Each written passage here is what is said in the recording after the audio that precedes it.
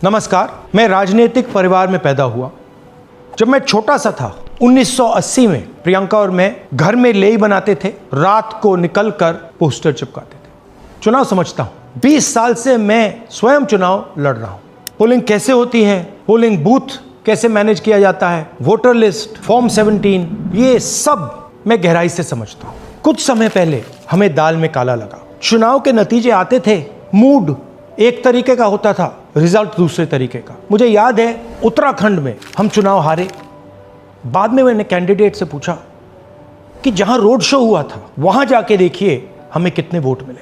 हजारों लोग आए थे, पोलिंग बूथ में किसी ने वोट नहीं किया।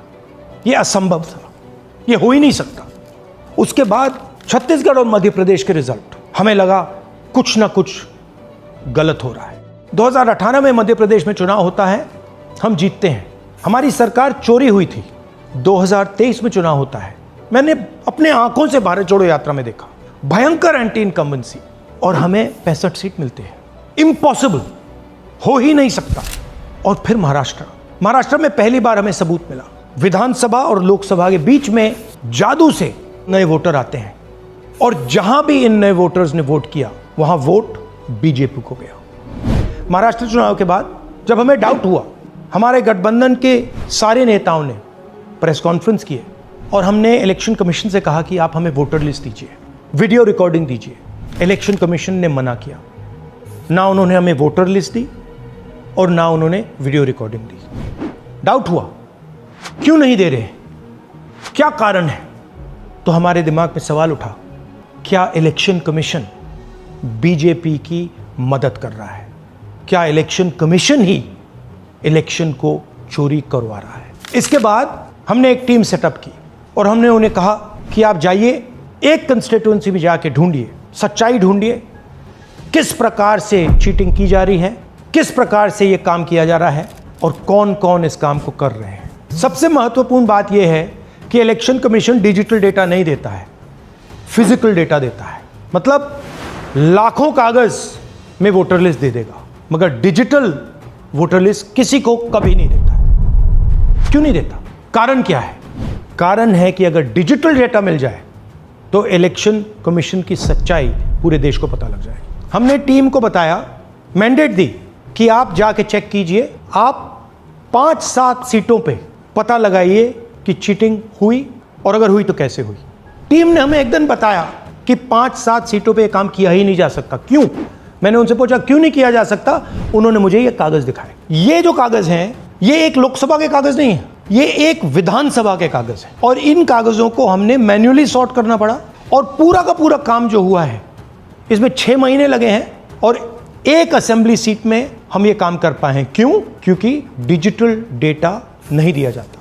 अगर इलेक्शन कमीशन ने हमें डिजिटल डेटा दिया होता तो हम ये कार्रवाई पूरे देश में, हर लोकसभा में, हर विधानसभा में 15 मिनट में करके दिखा देते। हमारे पास अनलिमिटेड रिसोर्सेज नहीं है, इसलिए हमने ये रिसर्च सिर्फ एक लोकसभा में, एक विधानसभा सीट में की। मगर मुझ में अब पूरा भरोसा है कि ऐसी 100 से ज्यादा सीटें हैं हिंदुस्तान में। जो यहां हुआ है उन सीटों में भी हुआ है।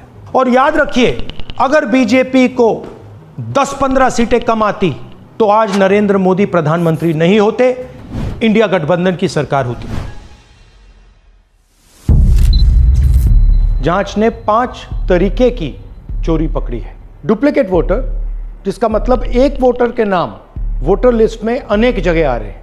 फेक एड्रेस, मतलब एड्रेस है ही नहीं या फिर house number 0।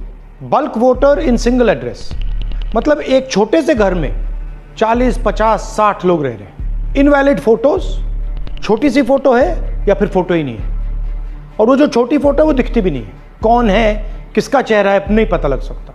Misuse of form 6। Form 6 first time voters के लिए होती है, मतलब जिनकी एज 18-20 साल की हो, मगर वोटर लिस्ट में 90 साल के लोग फॉर्म 6 का प्रयोग कर रहे हैं। चुनाव में 6,50,000 वोटर थे, उसमें से 1 लाख चोरी के थे। अब मैं आपको 5 उदाहरण देता हूं। ये देखिए, गुरकीरत सिंह डांग, इसका नाम 4 अलग अलग बूथों पे आता है। ये कैसे हुआ और क्यों हुआ? एक और उदाहरण, विशाल सिंह, वाराणसी में वोटर लिस्ट में नाम है और बेंगलोर में 2 बार वोटर लिस्ट में नाम आता है।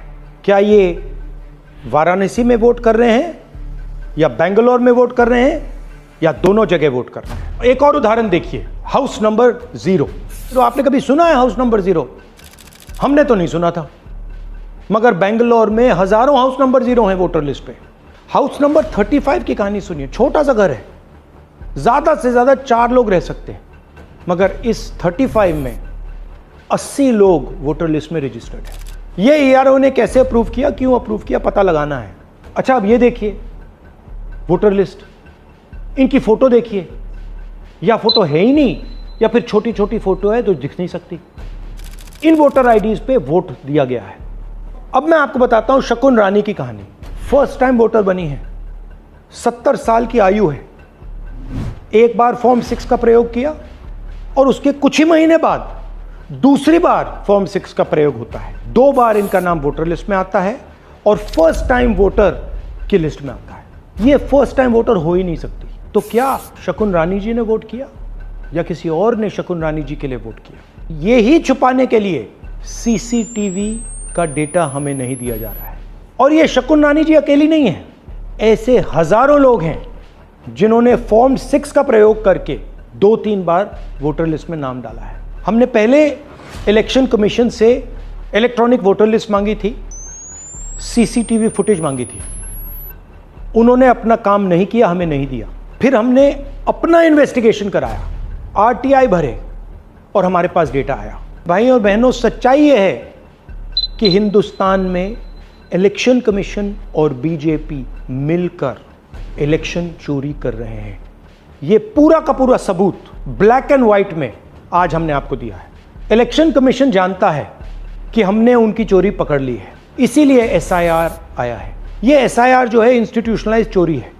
इलेक्शन कमीशन खुलकर बिना डरे बीजेपी के साथ मिलकर चोरी कर रहा है। और ये जो एसआईआर है, इसका लक्ष्य गरीबों का जो हक है, उनका वोट जो है, उनसे चोरी करने का है।